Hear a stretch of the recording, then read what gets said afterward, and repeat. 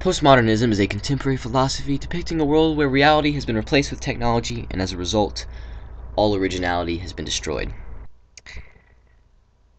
A common manifestation of this in literature is a technique called intertextuality. Intertextuality combines cliches, adherence to an adopted style, allusions to modern culture, or allusions to other texts.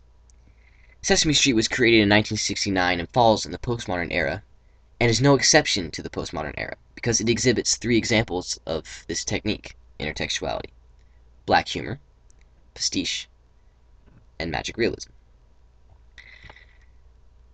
Sesame Street uses irony, puns, and humor frequently in its skits, mostly through the use of its ironic characters, like the Cookie Monster, who can't consume enough cookies but often can't find them, Oscar the Grouch, who loves trash and lives alone, Big Bird, who has an imaginary friend who ironically is hiding behind these photos, you can see him there, but whom none of the other characters can see, and Bert and Ernie, who bicker quite frequently in orchestrated skits that involve mostly verbal banter.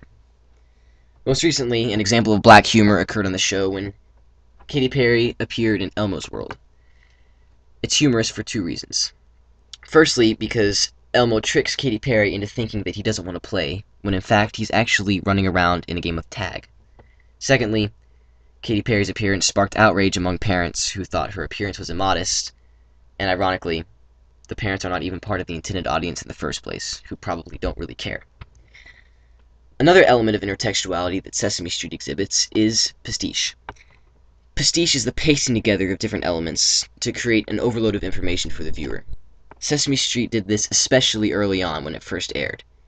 It combined human segments with animated segments, with monkeys and other animals, and animals that pretended to be humans, like these dogs who have human hands and are making bread.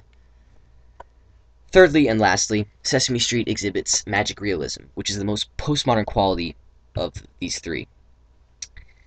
Sesame Street combines elements of the real, such as humans living in New York City in real-life situations, with fantastical elements, or magical elements, most notably monsters. The part that's postmodern, though, is the fact that Sesame Street doesn't always draw the line between reality and fantasy clearly enough, because it portrays monsters in a more human light than the actual humans in the show, creating a lot of confusion, potentially, for its younger audience. These three elements, all under the subheading of intertextuality, are what make Sesame Street postmodern.